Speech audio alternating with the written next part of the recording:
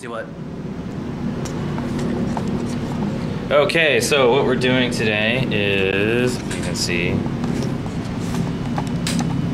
Chris has completely messed up his project. He did it incorrectly.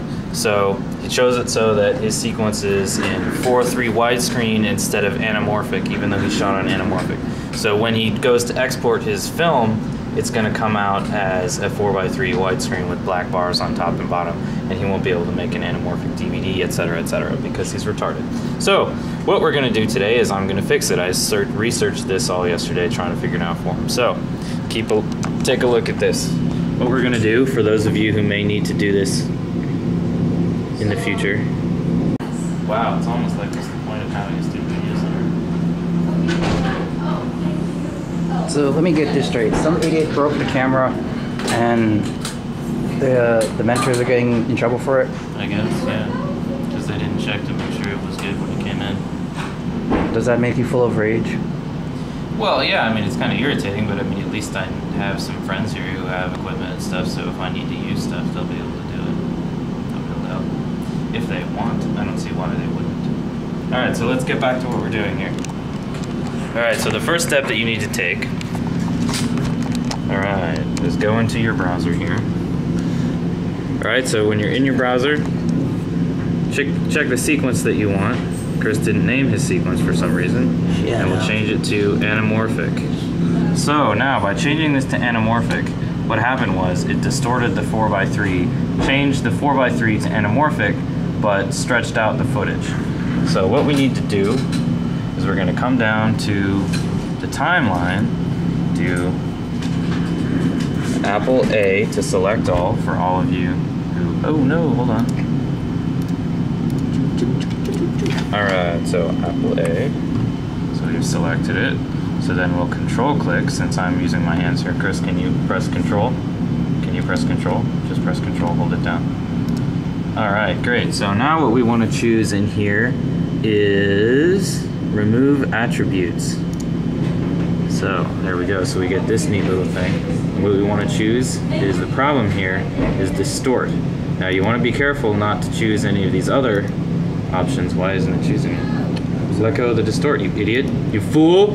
Alright, so don't choose any of these other options or they'll mess up any other effects that you put on your footage. So we'll say, okay, now watch what happens. Oh snap! It is in the correct aspect ratio and it looks fantastic. There we go. So now people will actually take your short film seriously once you export it. Alright, there you go, and now you've had a lesson in Justin Duke's expertise of the Final Cut Pro. So if you're a business that does editing, hire me because I'm excellent at it, and I'd like to thank Amanda Krause for teaching me all this wonderful stuff because she's an amazing teacher, and all of you should take her class. COM 360, I believe. So sign up for that and tell her that I said for you to sign up for it because it's perfect. And Chris is a dumbass because he doesn't know how to use it, and he didn't come to me, his friend who knows how to use Final Cut Pro, uses it on his own practically daily. Well, here's the thing though, like shut up. No, nothing. He's a dumbass. He should have come to me and said, Justin, I'm having a problem. Instead of saying, ooh, the black bars make it look like an independent film, even though it's already an independent film because he's not financing it from anyone. So I financed it myself, man. Right, I know, but you don't have a studio, so it's independent. It's independent because it's from you. You were independently financing it. See you later, Francis. So there you go. So come to me or come to someone in the Student Video Center. Don't go to the Star Lab. They suck there. Apologies to anyone who works at the Star Lab, especially if you're anyone there. I know that who's a friend, but come work for the Student Video Center instead because we need it. And yeah, donate money to the Student Video Center so that we can help you. Come here, talk to me. I'm the best ever Final Cut Pro editor, as everyone knows, and I'll be able to help you with all these little things. Okay, so there you go. I'll turn this back over to Chris, and hopefully he will stop videoing.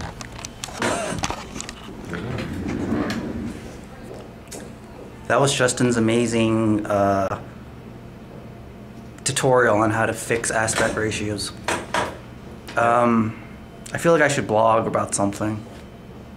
This is the editing process of what it's like to make a movie. Blah, blah, blah. Gotcha. Alright, so turn it off. Let's get going with the rest of this. You racist.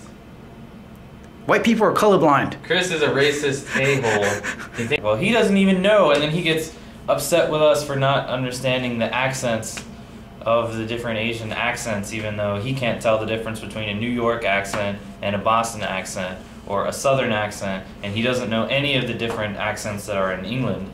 So, you know, screw him, that racist prick. I, however, love all races. So, there you go.